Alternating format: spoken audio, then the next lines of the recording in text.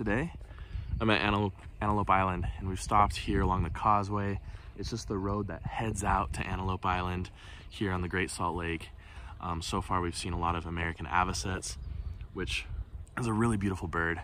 Love seeing American avocets. We've seen ring-billed gulls as well.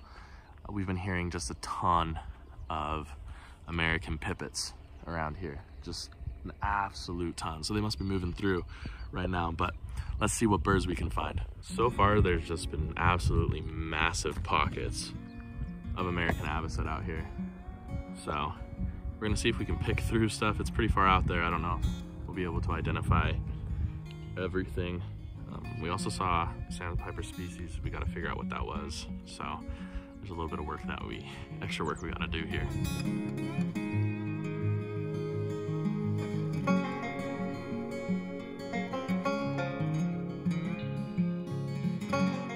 Just got northern harrier out here as well.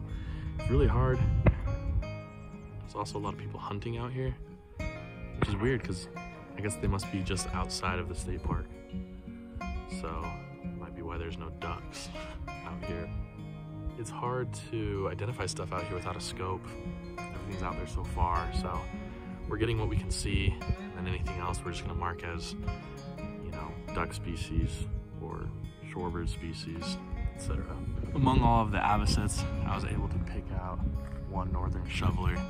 Like I said, there's not a lot of, there's shooting on both sides of the causeway out here. So I imagine a lot of those ducks have dispersed and moved other places, and they're staying far away from humans right now just because they're getting shot at. So one shoveler on the list.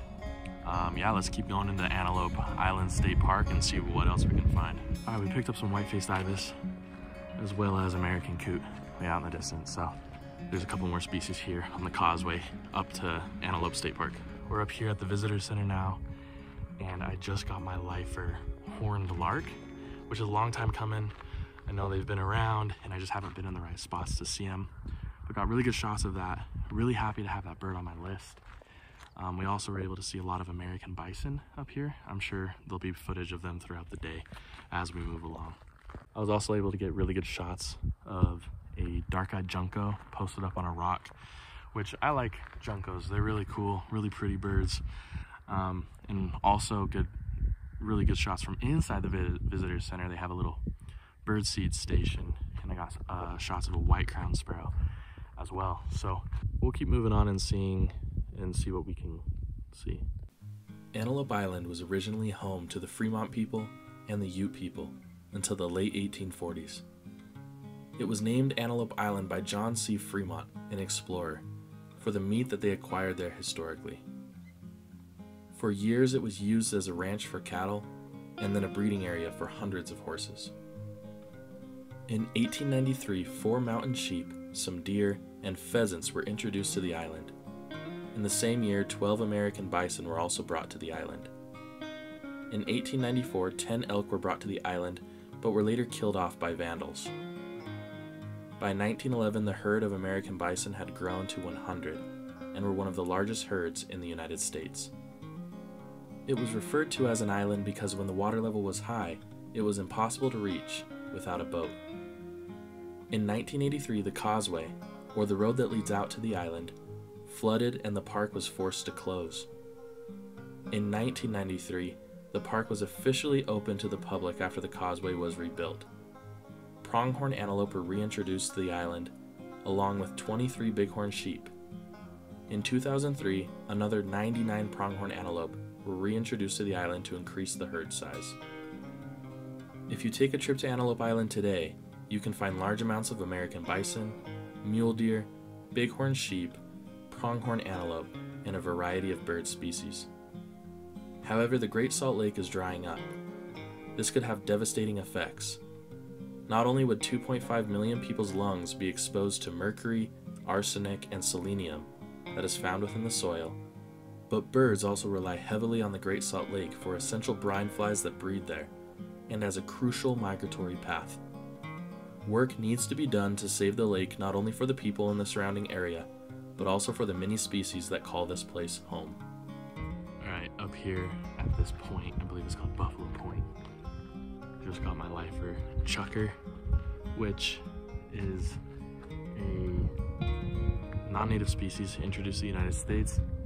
And we got good shots of it down below in the bushes, quite a far way away. So it's absolutely awesome bird. Super excited about it because they're all over Utah and I haven't been able to get it yet, but we just got it. And yeah, super excited about that one. Right behind me here are some nesting boxes. Those are for burrowing owls. And unfortunately, I'm about a month late. They actually migrate to Mexico in the winter. They had a few stay year-round last year, but it looks like they learned their lesson. Utah is not the place to be in the winter. So unfortunately too late on those, but you get to see these nesting boxes, and hopefully I can catch them sometime in the future.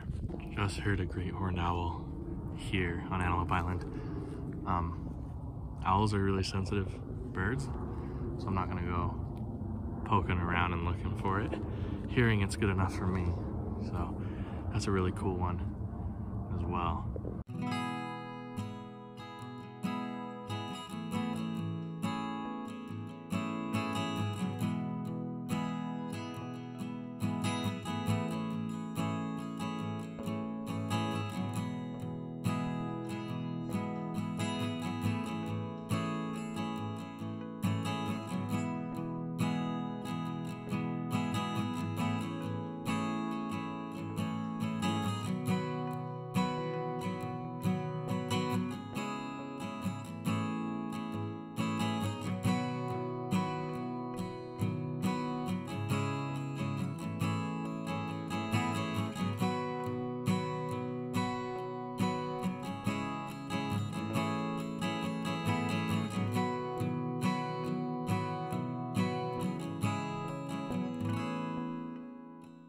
I'm back from Antelope Island State Park. I was able to get my lifer Merlin, as you saw in that montage, as well as my lifer Northern Pintail. Super excited about both of those birds. My family ended up meeting me at Antelope Island State Park, so I got a little bit distracted in the vlogging side of things, but just an amazing trip overall. 3 lifers, 4 lifers during that trip. The Chucker, the Horned Lark, Northern Pintail, and the Merlin. Let me know in the comments below, what was the favorite bird that you saw in this video? Thank you so much for joining me on this journey. I hope to see you all next time on Bright-Eyed Birding.